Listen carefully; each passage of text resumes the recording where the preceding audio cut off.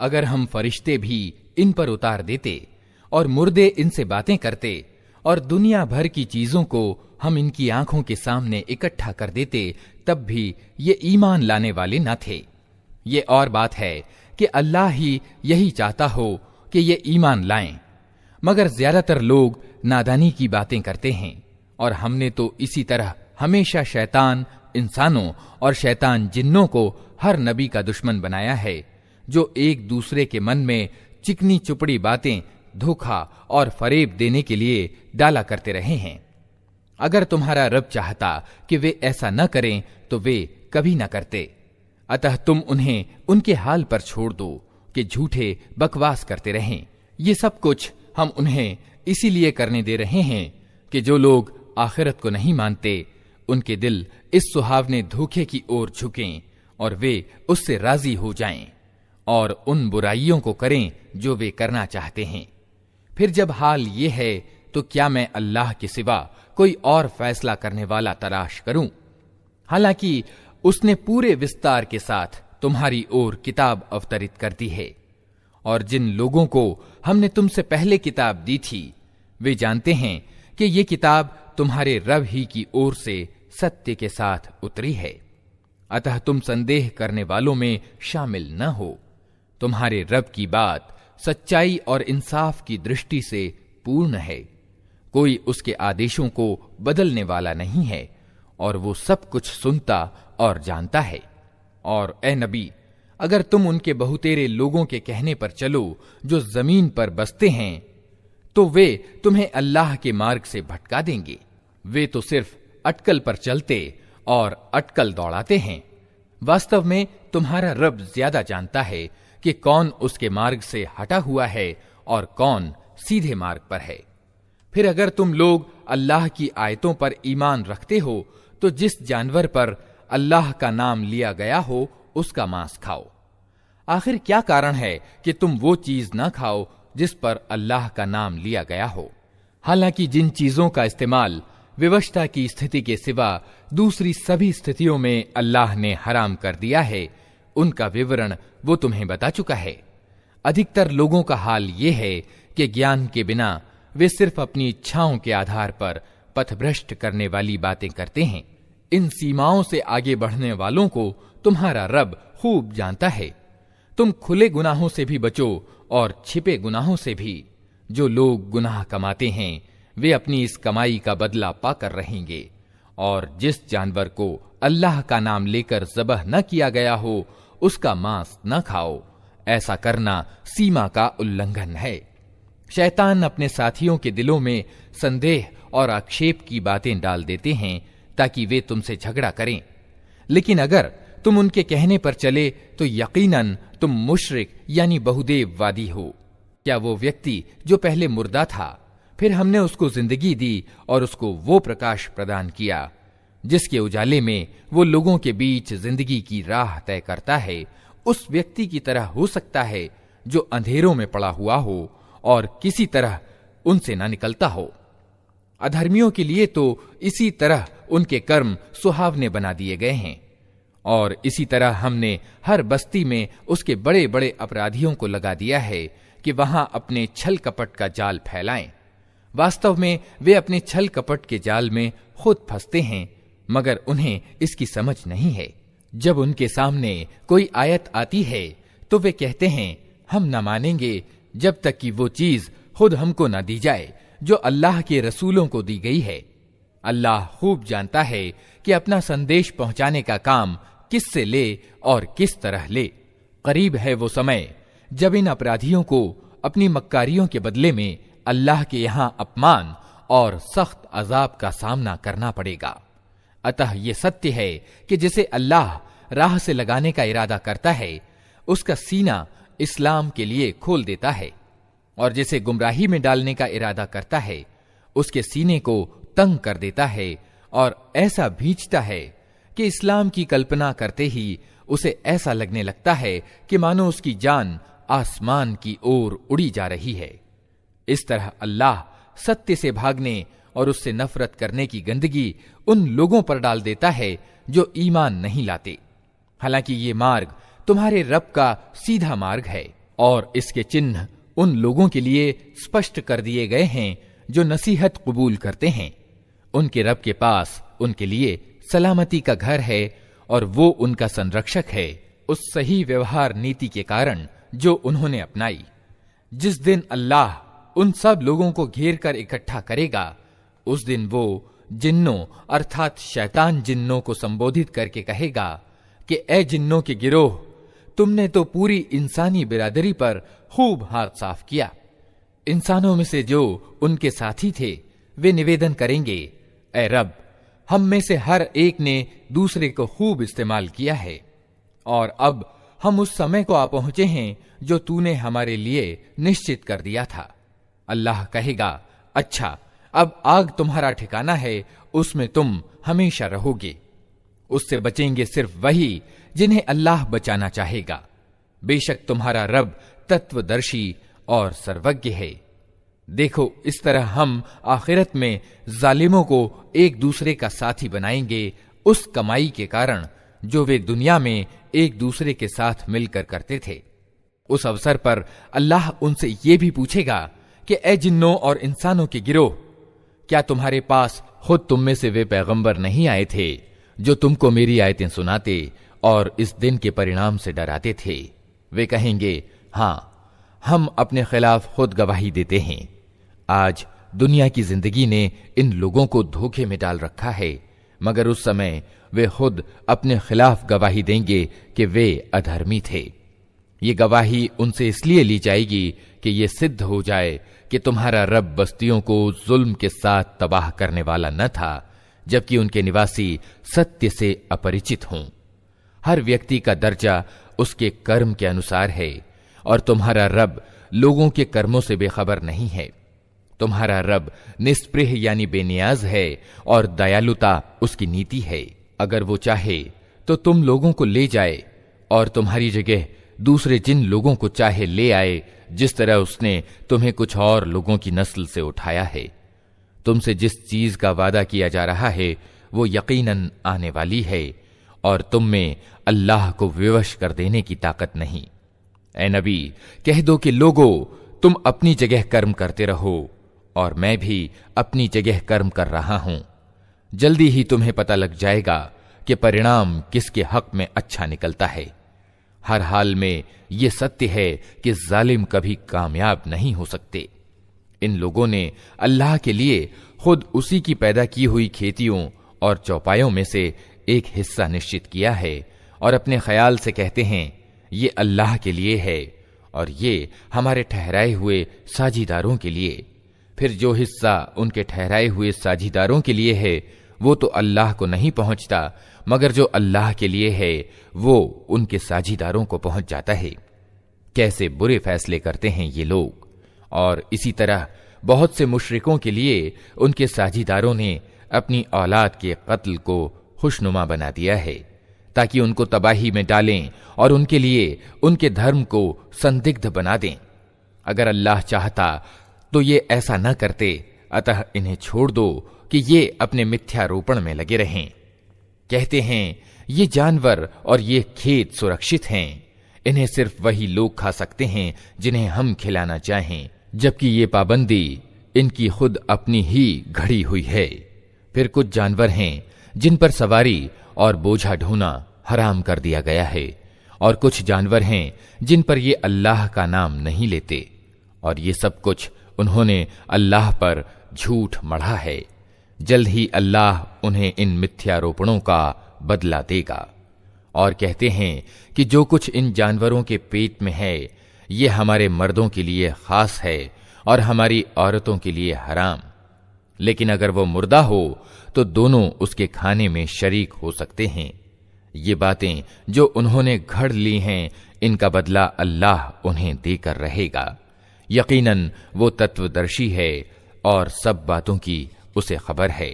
यकीनन घाटे में पड़ गए वे लोग जिन्होंने अपनी औलाद को अज्ञान और मूर्खता के कारण कत्ल किया और अल्लाह की दी हुई रोजी को अल्लाह पर झूठ गढ़कर अवैध ठहरा लिया।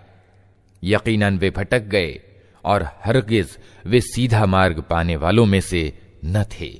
वो अल्लाह ही है जिसने तरह तरह के बाग और अंगूर लताओं के बाग और नखलिस्तान पैदा किए, खेतियां उगाईं जिनसे तरह तरह के खाद्य पदार्थ प्राप्त होते हैं, जैतून और अनार के पेड़ पैदा किए जिनके फल रूप रंग में मिलते जुलते और स्वाद में भिन्न होते हैं। खाओ इनकी पैदावार जबकि ये फलें, और अल्लाह का हक अदा करो जब इनकी फसल काटो, और सीमा से आगे न बढ़ो कि अल्लाह सीमा से आगे बढ़ने वालों को पसंद नहीं करता। फिर वही है जिसने चौपायों में से वे जानवर भी पैदा किए जिनसे सवारी और बोझ ढोने का काम लिया जाता है, और वे भी जो खाने और बिछाने के काम आते हैं। खाओ उन चीजों में से जो अल्लाह ने तुम्हें प्रदान की हैं, और शैतान की पैरवी ना करो क्योंकि वो तुम्हारा खुला दुश्मन है। ये 8 नर मादा हैं, 2 भेड़ की जाति से और 2 बकरी की जाति से। ए नबी, इनसे पूछो कि अल्लाह ने उनके नर हराम किए हैं या मादा, या वे बच्चे जो भेड़ों और बकरियों के पेट में हों। ठीक ठीक ज्ञान के साथ मुझे बताओ अगर तुम सच्चे हो। और इसी तरह 2 ऊंट की जाति से हैं और 2 गाय की जाति से। पूछो इनके नर अल्लाह ने हराम किए हैं या मादा, या वे बच्चे जो ऊंटनी और गाय के पेट में हों। क्या तुम उस समय हाजिर थे जब अल्लाह ने इनके हराम होने का आदेश तुम्हें दिया था? फिर उस व्यक्ति से बढ़कर जालिम और कौन होगा जो अल्लाह से जोड़कर झूठी बात कहे ताकि ज्ञान के बिना लोगों का गलत मार्गदर्शन करे। यकीनन अल्लाह ऐसे जालिमों को सीधा मार्ग नहीं दिखाता। ए नबी, इनसे कहो कि जो प्रकाशना यानी वही मेरी ओर से आई है, उसमें तो मैं कोई चीज ऐसी नहीं पाता जो किसी खाने वाले पर हराम हो, सिवाय इसके कि वो मुर्दार हो, या बहाया हुआ खून हो, या सूअर का मांस हो कि वो नापाक है, या मर्यादा से हटा हुआ यानी फिस्क हो कि अल्लाह के सिवा किसी और के नाम पर ज़िबह किया गया हो। फिर जो व्यक्ति मजबूरी की हालत में कोई चीज इनमें से खा ले, बिना इसके कि वो नाफरमानी का इरादा रखता हो, और बिना इसके कि वो जरूरत की सीमा से आगे बढ़े, तो निश्चय ही तुम्हारा रब क्षमाशील और दयावान है। और जिन लोगों ने यहूदी धर्म ग्रहण किया, उन पर हमने सब नाखून वाले जानवर हराम कर दिए थे, और गाय की और बकरी की चर्बी भी, सिवाय उसके जो उनकी पीठ या उनकी आंतों से लगी हुई हो या हड्डी से लगी रह जाए। ये हमने उनकी सरकशी की सजा उन्हें दी थी, और ये जो कुछ हम कह रहे हैं बिल्कुल सत्य कह रहे हैं। अब अगर वे तुम्हें झुठलाएं तो उनसे कह दो कि तुम्हारा रब बहुत व्यापक दयालुता वाला है, और अपराधियों से उसके अजाब को फेरा नहीं जा सकता। ये मुशरिक यानी बहुदेववादी लोग तुम्हारी इन बातों के जवाब में जरूर कहेंगे कि अगर अल्लाह चाहता तो हम साझी न ठहराते, और न हमारे बाप दादा, और न हम किसी चीज को हराम ठहराते। ऐसी ही बातें बना बनाकर इनसे पहले के लोगों ने भी सत्य को झुठलाया था, यहां तक कि आखिरकार हमारे अजाब का मजा उन्होंने चख लिया। उनसे कहो, क्या तुम्हारे पास कोई ज्ञान है जिसे हमारे सामने पेश कर सको? तुम तो सिर्फ गुमान पर चल रहे हो और निरी कल्पनाएं करते हो। फिर कहो, तुम्हारे इस तर्क के मुकाबले में सत्य को पहुंचा हुआ तर्क तो अल्लाह के पास है। बेशक अगर अल्लाह चाहता तो तुम सबको सीधे रास्ते पर चला देता। उनसे कहो कि लाओ अपने वे गवाह जो इस बात की गवाही दें कि अल्लाह ही ने इन चीजों को हराम किया है। फिर अगर वे गवाही दे दें तो तुम उनके साथ गवाही न देना, और हरगिज उन लोगों की इच्छाओं के पीछे न चलना जिन्होंने हमारी आयतों को झुठलाया है, और जो आखिरत का इनकार करते हैं, और जो दूसरों को अपने रब का समकक्ष बनाते हैं। ए नबी, उनसे कहो कि आओ मैं तुम्हें सुनाऊं तुम्हारे रब ने तुम पर क्या पाबंदियां लगाई हैं। ये कि उसके साथ किसी को साझीदार न बनाओ, और माँ बाप के साथ अच्छा व्यवहार करो, और अपनी औलाद को निर्धनता के भय से कत्ल न करो। हम तुम्हें भी रोजी देते हैं और उनको भी देंगे, और बेशर्मी की बातों के करीब भी ना जाओ, चाहे वे खुली हों या छिपी। और किसी जीव की जिसे अल्लाह ने आदरणीय ठहराया है हत्या न करो मगर हक के साथ। ये बातें हैं जिनका आदेश उसने तुम्हें दिया है, शायद कि तुम समझ बूझ से काम लो। और ये कि यतीम के माल के करीब न जाओ मगर ऐसे तरीके से जो सबसे अच्छा हो, यहां तक कि वे अपनी जवानी की उम्र को पहुंच जाएं। और नाप तौल में पूरा इंसाफ करो। हम हर व्यक्ति पर जिम्मेदारी का उतना ही बोझ रखते हैं जितने की उसमें सामर्थ्य है। और जब बात कहो इंसाफ की कहो, चाहे मामला अपने नातेदार ही का क्यों ना हो। और अल्लाह की प्रतिज्ञा को पूरा करो। इन बातों का आदेश अल्लाह ने तुम्हें दिया है, शायद कि तुम नसीहत कबूल करो। साथ ही उसका आदेश ये है कि यही मेरा सीधा मार्ग है, अतः तुम इसी पर चलो और दूसरे मार्गों पर न चलो कि वे उसके मार्ग से हटाकर तुम्हें बिखेर देंगे। ये है वो आदेश जो तुम्हारे रब ने तुम्हें दिया है, शायद कि तुम पथभ्रष्टता से बचो। फिर हमने मूसा को किताब प्रदान की थी जो भलाई की नीति अपनाने वाले इंसान के लिए नेमत की पूर्णता और हर जरूरी चीज का विवरण और पूरे तौर पर सन्मार्ग की सूचना और दयालुता थी। और इस्राएल की संतान को इसलिए दी गई थी कि शायद लोग अपने रब से मिलने पर ईमान लाएं। और इसी तरह ये किताब हमने उतारी है, एक बरकत वाली किताब, अतः तुम इसका अनुसरण करो और परहेजगारी की नीति अपनाओ। असंभव नहीं कि तुम पर दया की जाए। अब तुम ये नहीं कह सकते कि किताब तो हमसे पहले के 2 गिरोहों को दी गई थी और हमको कुछ खबर न थी कि वे क्या पढ़ते पढ़ाते थे।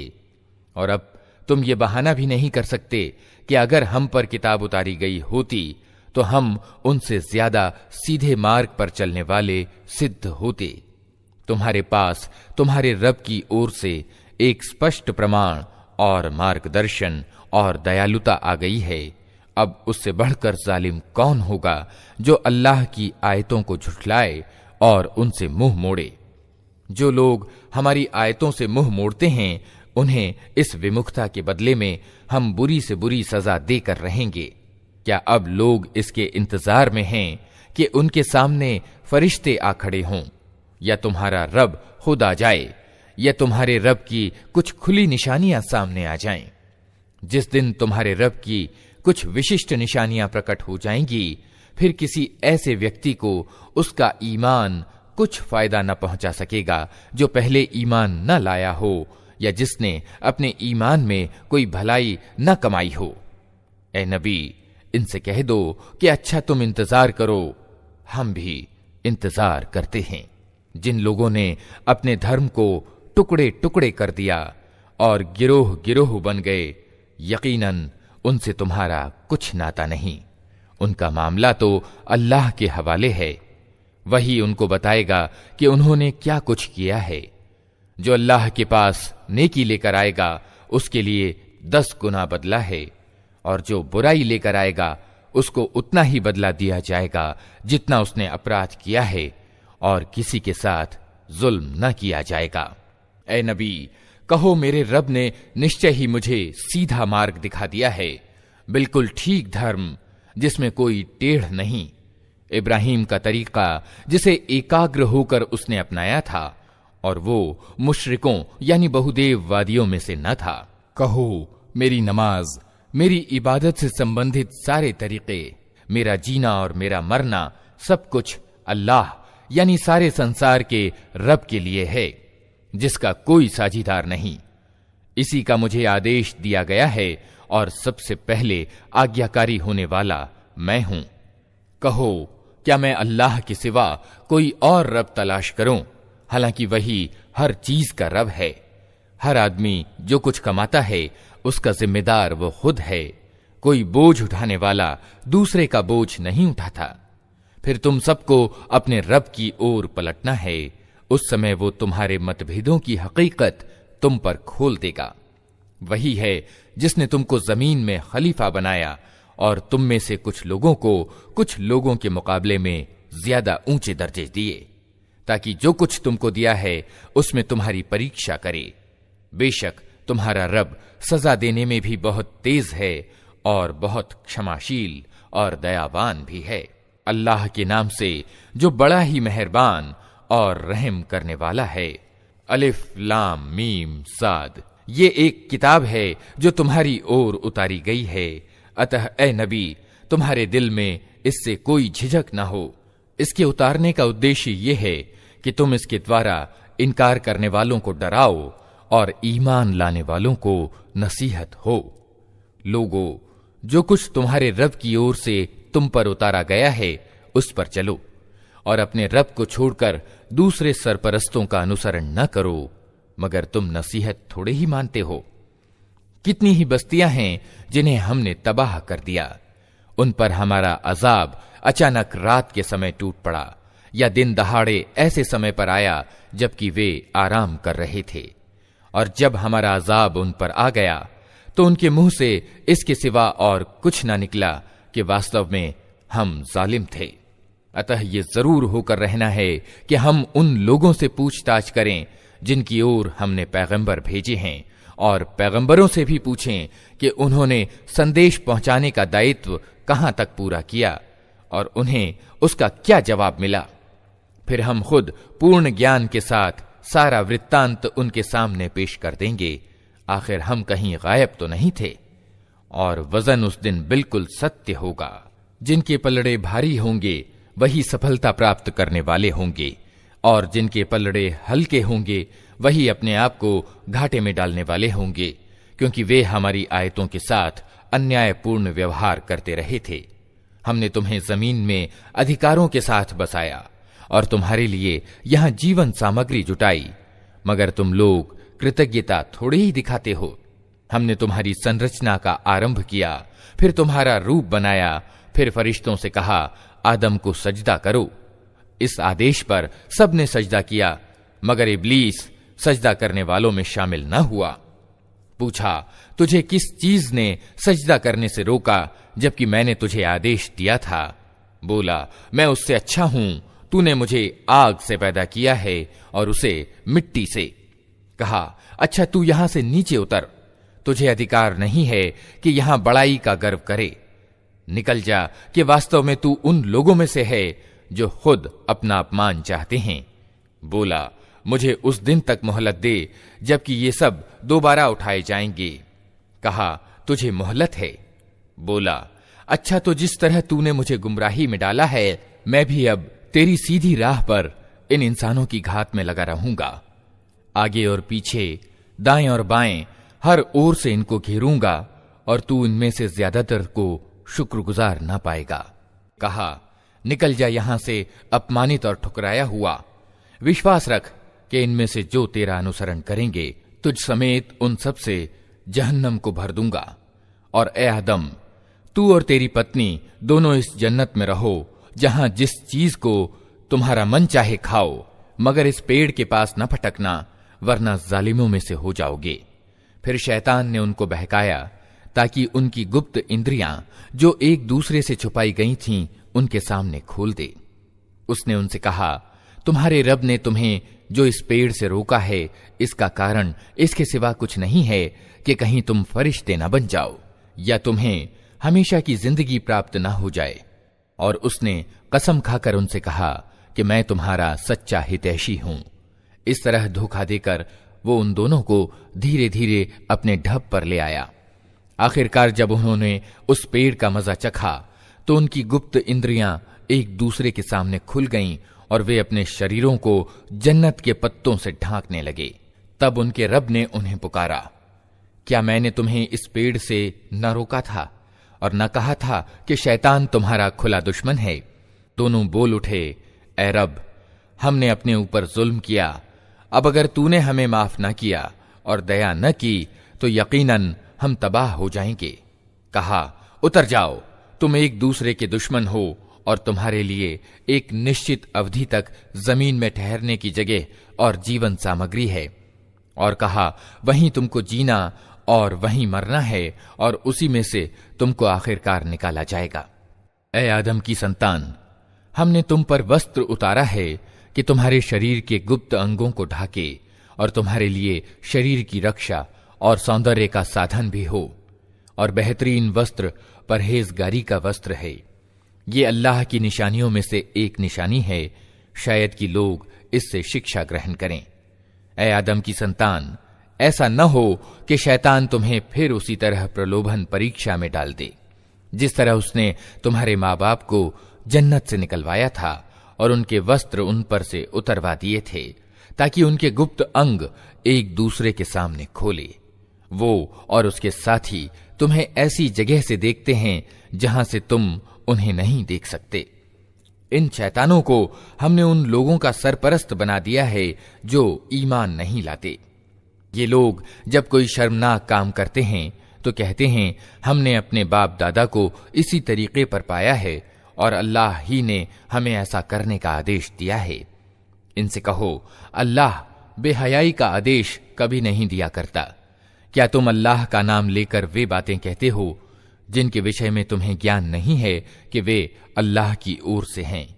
ए नबी, इनसे कहो, मेरे रब ने तो सत्य और न्याय का आदेश दिया है, और उसका आदेश तो यह है कि हर इबादत में अपना रुख ठीक रखो और उसी को पुकारो अपने धर्म को उसके लिए विशुद्ध करके। जिस तरह उसने तुम्हें अब पैदा किया है उसी तरह तुम फिर पैदा किए जाओगे। एक गिरोह को तो उसने सीधा मार्ग दिखा दिया है, मगर दूसरे गिरोह पर गुमराही चिपक कर रह गई है, क्योंकि उन्होंने अल्लाह के बदले शैतानों को अपना सरपरस्त बना लिया है और वे समझ रहे हैं कि हम सीधे मार्ग पर हैं। ऐ आदम की संतान, हर इबादत के अवसर पर अपनी सज्जा से सुशोभित रहो और खाओ पियो और सीमा से आगे न बढ़ो। अल्लाह सीमा से बढ़ने वालों को पसंद नहीं करता। ऐ नबी, इनसे कहो कि किसने अल्लाह की उस सज्जा को हराम कर दिया जिसे अल्लाह ने अपने बंदों के लिए निकाला था, और किसने अल्लाह की प्रदान की हुई पाक चीजें हराम कर दी? कहो, ये सारी चीजें दुनिया की जिंदगी में भी ईमान लाने वालों के लिए हैं और क़यामत के दिन तो खास तौर से उन्हीं के लिए होंगी। इस तरह हम अपनी बातें साफ साफ बयान करते हैं उन लोगों के लिए जो ज्ञानवान हैं। ऐ नबी, इनसे कहो, मेरे रब ने जो चीजें हराम ठहराई हैं वे तो ये हैं, बेशर्मी के काम चाहे खुले हों या छिपे, और गुनाह और सत्य के विरुद्ध ज्यादती, और ये कि अल्लाह के साथ तुम किसी ऐसे को साझेदार ठहराओ जिसके लिए उसने कोई प्रमाण नहीं उतारा, और ये कि अल्लाह के नाम पर कोई ऐसी बात कहो जिसके विषय में तुम्हें ज्ञान न हो कि वास्तव में उसी ने कही है। हर समुदाय के लिए मोहलत की एक अवधि निश्चित है, फिर जब किसी कौम की अवधि पूरी हो जाती है तो एक घड़ी भर की देर और अग्रसरता भी नहीं होती। और ये बात अल्लाह ने सृष्टि के आरंभ ही में स्पष्ट रूप से कह दी थी कि ऐ आदम की संतान, याद रखो, अगर तुम्हारे पास खुद तुम ही में से ऐसे रसूल आएं जो तुम्हें मेरी आयतें सुना रहे हों, तो जो कोई नाफरमानी से बचेगा और अपने रवैये का सुधार कर लेगा, उसके लिए किसी डर और रंज का अवसर नहीं है। और जो लोग हमारी आयतों को झुठलाएंगे और उनके मुकाबले में सरकशी दिखाएंगे, वही दोजख वाले होंगे जहां वे हमेशा रहेंगे। आखिर उससे बड़ा जालिम और कौन होगा जो बिल्कुल झूठी बातें गढ़कर अल्लाह पर मढ़े या अल्लाह की सच्ची आयतों को झुठलाए। ऐसे लोग अपने भाग्य के लिखे के अनुसार अपना हिस्सा पाते रहेंगे, यहां तक कि वो घड़ी आ जाएगी जब हमारे भेजे हुए फरिश्ते उनके प्राण ग्रस्त लेने के लिए पहुंचेंगे। उस समय वे उनसे पूछेंगे कि बताओ, अब कहां हैं तुम्हारे वे पूज्य जिनको तुम अल्लाह को छोड़कर पुकारते थे? वे कहेंगे कि सब हमसे गुम हो गए, और वे खुद अपने विरुद्ध गवाही देंगे कि हम वास्तव में सत्य का इनकार करने वाले थे। अल्लाह कहेगा, जाओ, तुम भी उसी जहन्नम में चले जाओ जिसमें तुमसे पहले गुजरे हुए जिन्न और इंसान के गिरोह जा चुके हैं। हर गिरोह जब जहन्नम में प्रवेश करेगा तो वो अपने से पहले के गिरोह को धिक्कारता हुआ प्रवेश करेगा, यहां तक कि जब सब वहां जमा हो जाएंगे तो हर पीछे वाला गिरोह पहले गिरोह के विषय में कहेगा कि ऐ रब, ये लोग थे जिन्होंने हमको पथभ्रष्ट किया, अतः इन्हें आग का दोहरा अजाब दे। जवाब में कहा जाएगा, हर एक के लिए दोहरा ही अजाब है, मगर तुम जानते नहीं हो। और पहला गिरोह दूसरे गिरोह से कहेगा कि अगर हम दोषी थे तो तुम ही को हमारी अपेक्षा कौन सी श्रेष्ठता प्राप्त थी। अब अपनी कमाई के फलस्वरूप अजाब का मजा चखो। विश्वास करो, जिन लोगों ने हमारी आयतों को झुठलाया है और उनके मुकाबले में सरकशी की है, उनके लिए आसमान के दरवाजे हरगिज न खोले जाएंगे। उनका जन्नत में जाना उतना ही असंभव है जितना सुई के नाके से ऊंट का पार होना। अपराधियों को हमारे यहां ऐसा ही बदला मिला करता है। उनके लिए तो जहन्नम का बिछौना होगा और जहन्नम ही का ओढ़ना। यह है वो बदला जो हम जालिमों को दिया करते हैं। इसके विपरीत जिन लोगों ने हमारी आयतों को मान लिया है और अच्छे काम किए हैं, और इस विषय में हम हर एक को उसकी सामर्थ्य ही के अनुसार जिम्मेदार ठहराते हैं, वे जन्नत वाले हैं जहां वे हमेशा रहेंगे। उनके हृदयों में एक दूसरे के खिलाफ जो मलिनता होगी उसे हम निकाल देंगे। उनके नीचे नहरें बहती होंगी और वे कहेंगे कि तारीफ अल्लाह ही के लिए है जिसने हमें ये मार्ग दिखाया। हम खुद मार्ग ना पा सकते थे अगर अल्लाह हमें मार्ग ना दिखाता। हमारे रब के भेजे हुए रसूल वास्तव में सत्य ही लेकर आए थे। उस समय आवाज आएगी कि ये जन्नत जिसके तुम वारिस बनाए गए हो, तुम्हें उन कर्मों के बदले में मिली है जो तुम करते रहे थे। फिर ये जन्नत के लोग दोज़ख वालों को पुकार कर कहेंगे, हमने उन सारे वादों को ठीक पाया जो हमारे रब ने हमसे किए थे।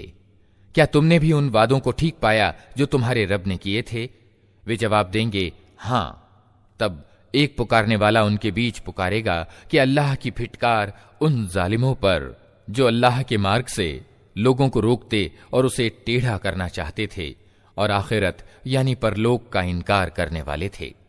उन दोनों गिरोह के बीच एक ओट हायल होगी जिसकी ऊंचाइयों पर कुछ और लोग होंगे। ये हर एक को उसके लक्षणों से पहचानेंगे और जन्नत वालों से पुकार कर कहेंगे कि सलामती हो तुम पर।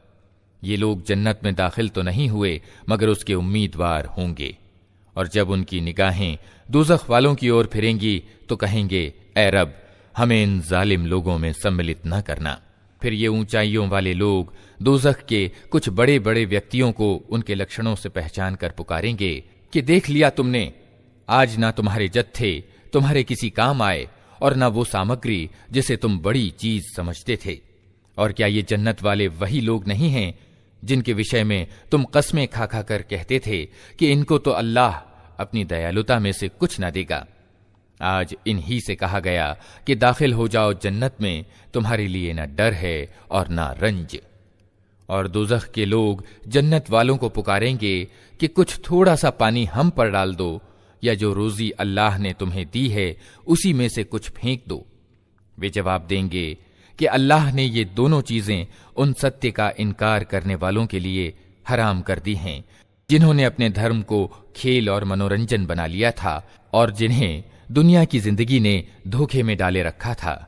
अल्लाह कहता है कि आज हम भी उन्हें उसी तरह भुला देंगे जिस तरह वे इस दिन की भेंट को भूले रहे और हमारी आयतों का इनकार करते रहे। हम इन लोगों के पास एक ऐसी किताब ले आए हैं जिसे हमने ज्ञान के आधार पर विस्तृत बनाया है और जो ईमान लाने वालों के लिए मार्गदर्शन और दयालुता है। अब क्या ये लोग इसके सिवा किसी और बात के इंतजार में हैं कि वो अंजाम सामने आ जाए जिसकी ये किताब सूचना दे रही है? जिस दिन वो अंजाम सामने आ गया तो वही लोग जिन्होंने पहले उसकी अपेक्षा की थी कहेंगे कि वास्तव में हमारे रब के रसूल सत्य लेकर आए थे। फिर क्या अब हमें कुछ सिफारिशी मिलेंगे जो हमारे हक में सिफारिश करें, या हमें दोबारा लौटा ही दिया जाए ताकि जो कुछ हम पहले करते थे उसकी जगह अब दूसरे तरीके पर काम करके दिखाएं। उन्होंने अपने आप को घाटे में डाल दिया और वे सारे झूठ जो उन्होंने घड़ रखे थे आज उनसे गुम हो गए। वास्तव में तुम्हारा रब अल्लाह ही है जिसने आसमानों और जमीन को 6 दिनों में पैदा किया, फिर अपने राज सिंहासन पर विराजमान हुआ, जो रात को दिन पर ढांक देता है और फिर दिन रात के पीछे दौड़ा चला आता है, जिसने सूरज और चांद और तारे पैदा किए, सब उसके आदेश के अधीन हैं। सावधान रहो, उसी की सृष्टि है और उसी का आदेश है। बड़ा बरकत वाला है अल्लाह, सारे जहानों का मालिक और पालनहार। अपने रब को पुकारो गिड़गिड़ाते हुए और चुपके चुपके, यकीनन वो सीमा का उल्लंघन करने वालों को पसंद नहीं करता। जमीन में बिगाड़ पैदा न करो जबकि उसका सुधार हो चुका है, और अल्लाह ही को पुकारो खौफ के साथ और लालच के साथ। यकीनन अल्लाह की दयालुता अच्छे चरित्र वाले लोगों के करीब है, और वो अल्लाह ही है जो हवाओं को अपनी दयालुता के आगे आगे खुशखबरी लिए हुए भेजता है। फिर जब वे पानी से लदे हुए बादल उठा लेती हैं तो उन्हें किसी निर्जीव भूभाग की ओर चला देता है, और वहां मेंह बरसाकर उसी मरी हुई भूमि से तरह तरह के फल निकाल लाता है। देखो, इस तरह हम मुर्दों को मौत की हालत से निकालते हैं। शायद कि तुम इस निरीक्षण से शिक्षा ग्रहण करो। जो जमीन अच्छी होती है वो अपने रब के हुक्म से खूब फल फूल लाती है, और जो जमीन खराब होती है उससे घटिया पैदावार के सिवा कुछ नहीं निकलता। इसी तरह हम निशानियों को बार बार पेश करते हैं उन लोगों के लिए जो आभार मानने वाले हैं। हमने नूह को उसकी कौम की ओर भेजा। उसने कहा, ए कौम के भाइयों, अल्लाह की बंदगी करो, उसके सिवा तुम्हारा कोई खुदा नहीं है। मैं तुम्हारे लिए एक भयंकर दिन के अजाब से डरता हूं। उसकी कौम के सरदारों ने जवाब दिया, हमको तो ये नजर आता है कि तुम खुली गुमराही में पड़े हो। नूह ने कहा, ए कौम के भाइयों, मैं किसी गुमराही में नहीं पड़ा हूं, बल्कि मैं सारे जहान के रब का रसूल यानी संदेश वाहक हूं। तुम्हें अपने रब के संदेश पहुंचाता हूं, तुम्हारा हितैषी हूं, और मुझे अल्लाह की ओर से वो कुछ मालूम है जो तुम्हें मालूम नहीं है। क्या तुम्हें इस बात पर आश्चर्य हुआ कि तुम्हारे पास स्वयं तुम्हारी अपनी कौम के एक आदमी के द्वारा तुम्हारे रब की याद दहानी आई ताकि तुम्हें सावधान करे और तुम गलत नीति अपनाने से बच जाओ और तुम पर दया की जाए? मगर उन्होंने उसे झुठला दिया। आखिरकार हमने उसे और उसके साथियों को एक नौका में सुरक्षित कर दिया और उन लोगों को डुबो दिया जिन्होंने हमारी आयतों को झुठलाया था। यकीनन वे अंधे लोग थे। और आद की ओर हमने उनके भाई हूद को भेजा। उसने कहा, ए कौम के भाइयों, अल्लाह की बंदगी करो, उसके सिवा तुम्हारा कोई खुदा नहीं है। फिर क्या तुम गलत नीति अपनाने से परहेज न करोगे? उसकी कौम के सरदारों ने, जो उसकी बात मानने से इनकार कर रहे थे, जवाब में कहा, हम तो तुम्हें बुद्धिहीनता में ग्रस्त समझते हैं और हम समझते हैं कि तुम झूठे हो। उसने कहा, ए कौम के भाइयों, मैं बुद्धिहीनता में ग्रस्त नहीं हूं, बल्कि मैं सारे जहान के रब का रसूल यानी संदेश वाहक हूं। तुमको अपने रब के संदेश पहुंचाता हूं और तुम्हारा ऐसा हितैषी हूं जिस पर भरोसा किया जा सकता है। क्या तुम्हें इस बात पर आश्चर्य हुआ कि तुम्हारे पास खुद तुम्हारी अपनी कौम के एक आदमी के द्वारा तुम्हारे रब की याद दहानी आई ताकि वो तुम्हें सावधान करे? भूल ना जाओ कि तुम्हारे रब ने नूह की कौम के बाद तुमको उसका उत्तराधिकारी बनाया और तुम्हें खूब हिष्ट पुष्ट किया। अतः अल्लाह के चमत्कारों को याद रखो। उम्मीद है कि सफलता प्राप्त करोगे। उन्होंने जवाब दिया, क्या तू हमारे पास इसलिए आया है कि हम अकेले अल्लाह ही की बंदगी करें और उन्हें छोड़ दें जिनकी इबादत हमारे बाप दादा करते आए हैं?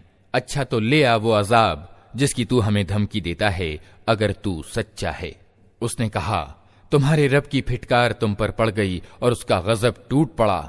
क्या तुम मुझसे उन नामों पर झगड़ते हो जो तुमने और तुम्हारे बाप दादा ने रख लिए हैं, जिनके लिए अल्लाह ने कोई प्रमाण नहीं उतारा है? अच्छा तो तुम भी इंतजार करो और मैं भी तुम्हारे साथ इंतजार करता हूं। आखिरकार हमने अपनी दयालुता से हूद और उसके साथियों को बचा लिया और उन लोगों की जड़ काट दी जो हमारी आयतों को झुठला चुके थे और ईमान लाने वाले न थे। और समूद की ओर हमने उनके भाई सालेह को भेजा। उसने कहा, ए कौम के भाइयों, अल्लाह की बंदगी करो, उसके सिवा तुम्हारा कोई खुदा नहीं है। तुम्हारे पास तुम्हारे रब का खुला प्रमाण आ गया है। ये अल्लाह की ऊंटनी तुम्हारे लिए एक निशानी के रूप में है, अतः इसे छोड़ दो कि अल्लाह की जमीन में चरती फिरे। इसको किसी बुरे इरादे से हाथ न लगाना, नहीं तो एक दर्दनाक अजाब तुम्हें आ लेगा। याद करो वो समय जब अल्लाह ने आद कौम के बाद तुम्हें उसका उत्तराधिकारी बनाया और तुम्हें जमीन में ये दर्जा प्रदान किया कि आज तुम उसके समतल मैदानों में आलीशान महल बनाते और उसके पहाड़ों को घरों के रूप में तराशते हो। अतः उसकी सामर्थ्य के चमत्कारों से असावधान न हो जाओ और जमीन में बिगाड़ न पैदा करो। उसकी कौम के सरदारों ने जो बड़े बने हुए थे कमजोर तबके के उन लोगों से जो ईमान ले आए थे कहा, क्या तुम वास्तव में ये जानते हो कि सालेह अपने रब का पैगंबर है? उन्होंने जवाब दिया, बेशक जिस संदेश के साथ वो भेजा गया है उसे हम मानते हैं। उन बड़ाई के दावेदारों ने कहा, जिस चीज को तुमने माना है हम उसका इनकार करते हैं। फिर उन्होंने उस ऊंटनी को मार डाला और पूरी ढिठाई के साथ अपने रब के आदेश का उल्लंघन किया और सालेह से कह दिया कि ले आ वो अजाब जिसकी तू हमें धमकी देता है, अगर तू वास्तव में पैगंबरों में से है। आखिरकार एक दहला देने वाली आफत ने उन्हें आ लिया और वे अपने घरों में औंधे पड़े के पड़े रह गए। और सालेह ये कहता हुआ उनकी बस्तियों से निकल गया कि ए मेरी कौम, मैंने अपने रब का संदेश तुम्हें पहुंचा दिया और मैंने तुम्हारा बहुत हित चाहा, मगर क्या करूं कि तुझे अपने हितैषी पसंद ही नहीं है। और लूत को हमने पैगंबर बनाकर भेजा। फिर याद करो जब उसने अपनी कौम से कहा, क्या तुम ऐसे निर्लज्ज हो गए हो कि वो अश्लील काम करते हो जो तुमसे पहले दुनिया में किसी ने नहीं किया? तुम औरतों को छोड़कर मर्दों से अपनी ख्वाहिश पूरी करते हो। वास्तव में तुम नितांत मर्यादाहीन लोग हो। मगर उसकी कौम का जवाब इसके सिवा कुछ न था कि निकालो इन लोगों को अपनी बस्तियों से, बड़े पाकबाज बनते हैं ये। आखिरकार हमने लूत और उसके घर वालों को सिवाय उसकी पत्नी के जो पीछे रह जाने वालों में थी बचाकर निकाल दिया और उस कौम पर बरसाई एक बारिश। फिर देखो उन अपराधियों का क्या अंजाम हुआ। और मदियन वालों की ओर हमने उनके भाई शुएब को भेजा। उसने कहा, ए कौम के भाइयों, अल्लाह की बंदगी करो, उसके सिवा तुम्हारा कोई खुदा नहीं है। तुम्हारे पास तुम्हारे रब का स्पष्ट मार्गदर्शन आ गया है, अतः नाप और तौल पूरे करो। लोगों को उनकी चीजों में घाटा न दो और जमीन में बिगाड़ पैदा न करो जबकि उसका सुधार हो चुका है। इसी में तुम्हारी भलाई है अगर तुम वास्तव में ईमान वाले हो। और जिंदगी के हर रास्ते पर बटमार बनकर न बैठ जाओ कि लोगों को भयभीत करने और ईमान लाने वालों को अल्लाह के मार्ग से रोकने लगो और सीधे मार्ग को टेढ़ा करने के पीछे पड़ जाओ। याद करो वो समय जबकि तुम थोड़े थे, फिर अल्लाह ने तुम्हें बहुत कर दिया और आंखें खोलकर देखो कि दुनिया में बिगाड़ पैदा करने वालों का क्या अंजाम हुआ है। अगर तुम में से एक गिरोह उस शिक्षा पर जिसके साथ मैं भेजा गया हूं ईमान लाता है और दूसरा ईमान नहीं लाता, तो सब्र के साथ देखते रहो यहां तक कि अल्लाह हमारे बीच फैसला कर दे, और वही सबसे अच्छा फैसला करने वाला है।